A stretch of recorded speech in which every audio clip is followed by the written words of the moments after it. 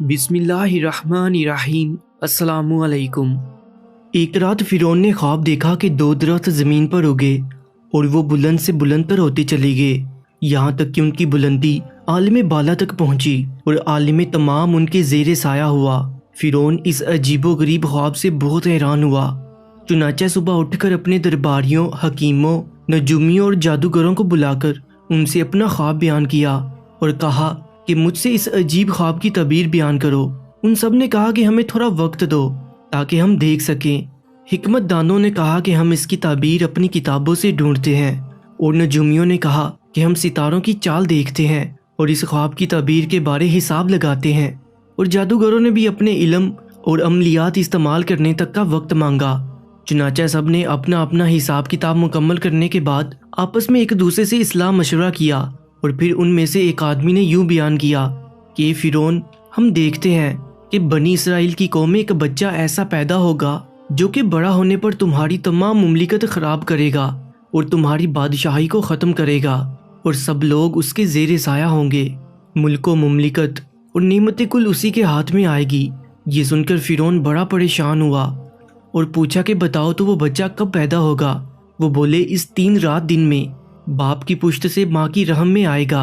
فرعون نے حکم جاری کیا کہ سارے شہر میں منادی کروا دو کہ جتنے بنی اسرائیل ہیں، آج سے کوئی مرد اپنی بیوی کے ساتھ ہم بستر نہ ہونے پائے، اور نہ کوئی عورت ہی اپنے شوہر سے ہم بستر ہو، اور جو حکم عدولی کرے گا اسے قتل کر دوں گا۔ اور اپنے خاص آدمیوں میں سے ایک ایک کو بنی اسرائیل کے ہر گھر پر متعین کیا کہ حکم عدولی کسی صورت نہ ہونے پائے۔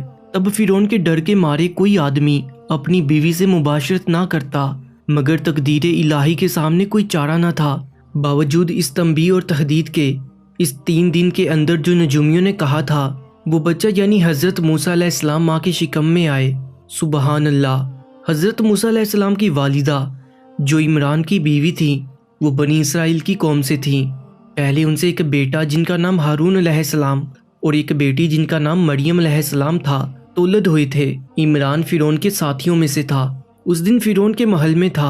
ادھر بیوی کو شوق مباشرت کا ہوا، بہت صبر کیا، لیکن جب کوئی صورت نظر نہ آئی اور تمام صبر و قرار بحکم ربی جاتا رہا، تو وہ آدھی رات کے وقت اٹھیں اور گھر سے نکل پڑیں اور فرعون کے محل کے دروازے پر جا پہنچی۔ مرضی الہی سے تمام دروازے محل کے کھل گئے اور تمام نگہبانوں اور دربانوں پر نیند طاری کر دی گئی۔ حضرت موسیٰ علیہ السلام کی والدہ کے دل سے اس وقت تمام ڈر خوف نکال دیا گیا، چنانچہ وہ بے خطر محل میں داخل ہوئیں اور سیدھا فرعون کے خوابگاہ تک پہنچی۔ تب اپنے شوہر کو دیکھا کہ فرعون کی نگہبانی میں کھڑا ہے اور سوائے ان کے تمام لوگوں پر نیند کو طاری کر دیا گیا۔ ادھر اللہ تعالیٰ نے حضرت موسیٰ علیہ السلام کے والد کے دل میں بھی وصل کی خواہش کو اجاگر کیا۔ پس جب انہوں نے اپنی بیوی کو دیکھا تو صبر و قرار تمام جاتا رہا۔ پس دونوں میاں بیوی نے وہاں سے ہٹ کر مباشرت کی، اور اس طرح مرضی الہی سے حضرت موسیٰ علیہ السلام اسی رات کو اپنے باپ کی پشت سے ماں کی شکم میں آئے۔ اس کے بعد حضرت موسیٰ علیہ السلام کی والدہ وہاں سے نکل کر اپنے گھر کو آ گئی، اور یہ بید کسی کو معلوم نہ ہوا سوائے رب العالمین کے۔ چوتھے روز صبح کے وقت فرعون نے پھر تمام نجومیوں اور حکمت دانوں کو بلایا اور پوچھا کہ کہو تو اس لڑکے کے بارے میں کیا کہتے ہو، وہ پیدا ہوا یا نہیں؟ تب انہوں نے اپنے اپنے حساب کتاب لگائے اور انہیں گن جوڑ کر جواب دیا کہ وہ لڑکا شب گزشتہ کو اپنے باپ کے سلب سے ماں کے رحم میں آ چکا ہے۔ تب مالون نے تمام سپاہیوں اور پہرے داروں کو حکم دیا کہ بنی اسرائیل میں جو بھی لڑکا پیدا ہو اسے مار ڈالو اور لڑکیوں کو زندہ رہنے دو، اور 70 درہم بایوز خون کے اس کی ماں کو دے دو۔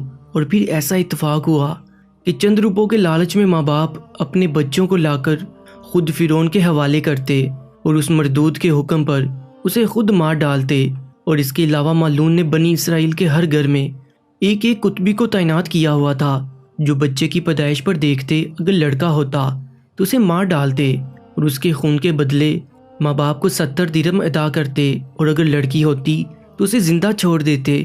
بس بنی اسرائیل کو فرعون مالون نے دکھ میں رکھا ہوا تھا اور ان کے بیٹوں کو قتل کرتا، اور ان کی طرف سے کتبی عورتیں آ کے بنی اسرائیل کی عورتوں کے پیٹ پہ ہاتھ پھیرتی، غیر محرم آ کے حمل دیکھتے پیٹ سے ہے یا نہیں۔ چنانچہ ارشاد باری تعالیٰ ہے، ترجمہ: اور جب چھڑا دیا ہم نے تم کو فرعون کے لوگوں سے کہ دیتے تم کو بڑی تکلیف، ذبح کرتے تمہارے بیٹے اور جیتی رکھتے تمہاری عورتیں، اور اس میں آزمائش ہوئی تمہارے رب کی پکڑ۔ فرعون ملعون کے آدمی آتے اور بنی اسرائیل کے عورتوں کے حمل دیکھتے کہ پیٹ سے ہیں یا نہیں۔ ادھر حضرت موسیٰ علیہ السلام کی والدہ حمل سے تھی۔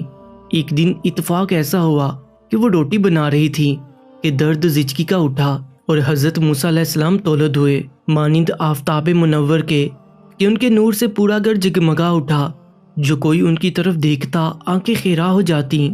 ادھر حضرت موسیٰ علیہ السلام کی ولادت ہوئی۔ کچھ ہی دیر ہوئی کہ فرعون کے لوگ آ پہنچے۔ تب حضرت موسیٰ علیہ السلام کی والدہ کو اندیشہ ہوا کہ اگر ان کو پتہ چلا تو ضرور میرے بچے کو مار ہی ڈالیں گے، اور اللہ سے دعا کر رہی تھی کہ تو ہی میرے بچوں کو ان ظالموں کے شر سے اپنی پناہ میں رکھ، اگر انہوں نے دیکھا تو یہ تو مار ہی ڈالیں گے۔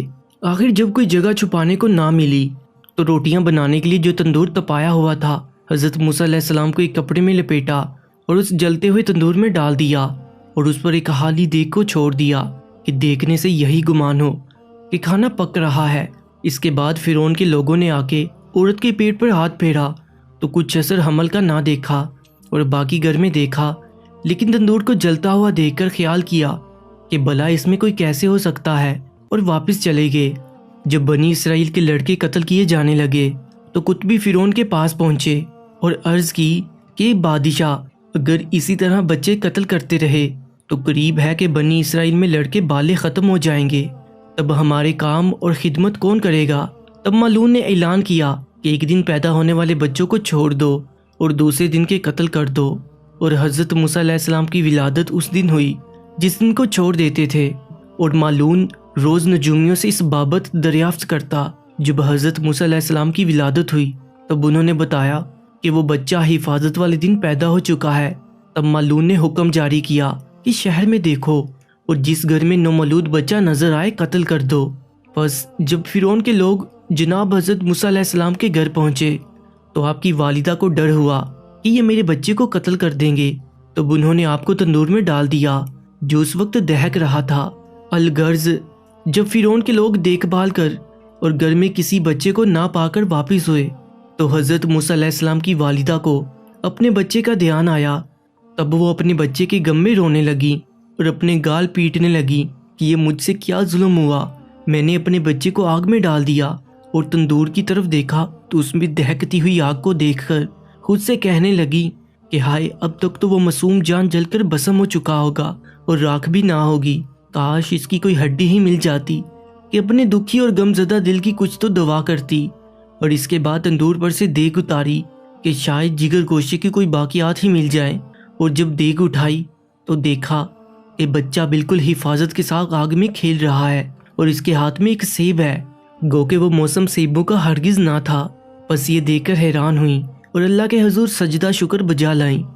اس کے بعد بچے کو آگ سے نکالا اور دل میں ڈرنے لگی اور سوچ میں پڑ گئی کہ بچے کو کہاں چھپا کر رکھا جائے، ایسا نہ ہو کہ فرعون کے لوگ اسے آ کر لے جائیں اور مار ڈالے، یا کوئی اور ہی دیکھ کر روپے کے لالچ میں فرعون کو اس کی خبر نہ کر دے اور وہ ملعون اسے قتل کر دے۔ بس اسی فکر میں روتی جاتی اور بچے کو چھپانے کے لیے کوئی محفوظ جگہ تلاش کرتی۔ تب اللہ کی طرف سے حکم نازل ہوا، بس ہم نے حکم بھیجا موسیٰ کی ماں کو کہ اس کو دودھ پلا، پھر جب تم کو ڈر ہو اس کا تو ڈال دے اس کو دریائے نیل کے پانی میں، اور نہ خطرہ کر اور نہ غم کھا، ان قریب ہم پھر پہنچا دیں گے تیری طرف اور کریں گے اس کو رسولوں میں سے۔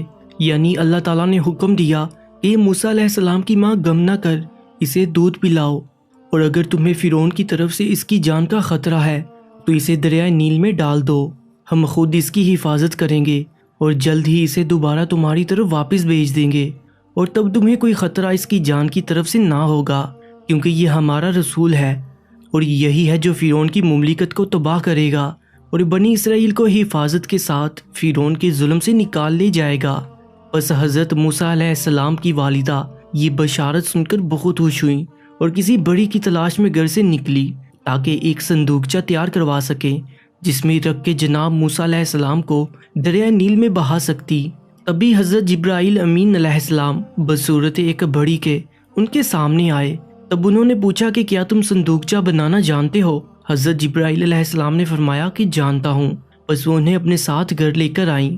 چنانچہ حضرت جبرائیل امین علیہ السلام بصورت ایک بڑی کے حضرت موسیٰ علیہ السلام کی والدہ کے ساتھ ان کے گھر آئے اور ایک صندوقچہ اللہ کے حکم سے ایسا تیار کیا کہ جس میں حضرت موسیٰ علیہ السلام کو کسی قسم کی کوئی تکلیف یا پریشانی نہ اٹھانی پڑے۔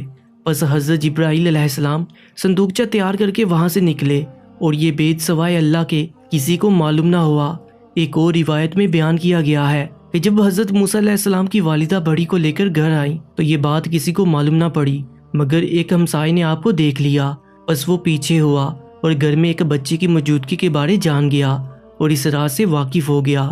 تب حضرت موسیٰ علیہ السلام کی والدہ کو یہ خوف ہوا کہ کہیں یہ اس راز کے بارے فرعون یا اس کے لوگوں کو نہ بتا دے، لہٰذا اسے اپنے پاس سے 70 دینار بطور رشوت ادا کیے اور اسے قسم دے کر کہا کہ خبردار اس بات کا ذکر بھی نہ کسی سے کرنا، اور بڑی کو بھی 70 دینار بطور اجرت ادا کر کے رخصت کیا۔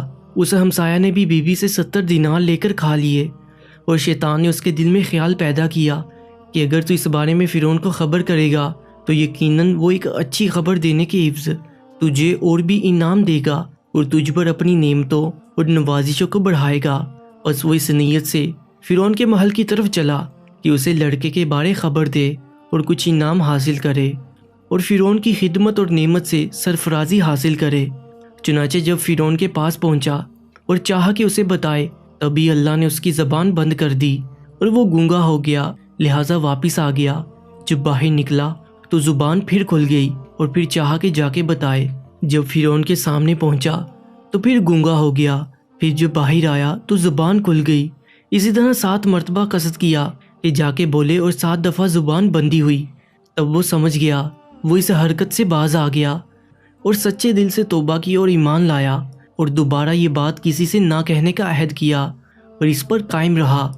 الغرض حضرت موسیٰ علیہ السلام کی والدہ نے انہیں دودھ پلایا اور اس کے بعد انہیں ایک کپڑے میں لپیٹ کر صندوقچے میں بند کیا اور پھر اس صندوقچے کو دریائے نیل میں بہا دیا اور اپنی بیٹی یعنی حضرت موسیٰ علیہ السلام کی بہن مریم کو کہہ دیا کہ اے بیٹی، تو اس صندوقچے کو دیکھتی ہوئی اس کے ساتھ دریا کے کنارے پر جا، ایسا نہ ہو کہ کوئی صندوقچے کو دیکھے اور پھر آ کے خبر کرنا، جیسا کہ قرآن میں ارشاد ہے۔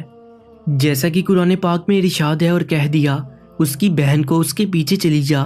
پھر وہ دیکھتی رہی اس کو اجنبی ہو کر اور ان کو خبر نہ ہوئی، یعنی حضرت موسیٰ علیہ السلام کی بہن اس صندوقچے پر نظر رکھے ہوئی تھی، لیکن انداز ایسا تھا جیسے وہ کسی اور جانب دیکھ رہی ہو، اور ایسا اس وجہ سے کہ کوئی اس طرح انہیں دیکھتے ہوئی دیکھ کر صندوقچے کی طرف متوجہ نہ ہو جائے، لہٰذا اس طرح کسی کو اس بارے کچھ خبر نہ ہوئی سوائے اللہ کے کہ وہ ہر چیز کا جاننے والا ہے۔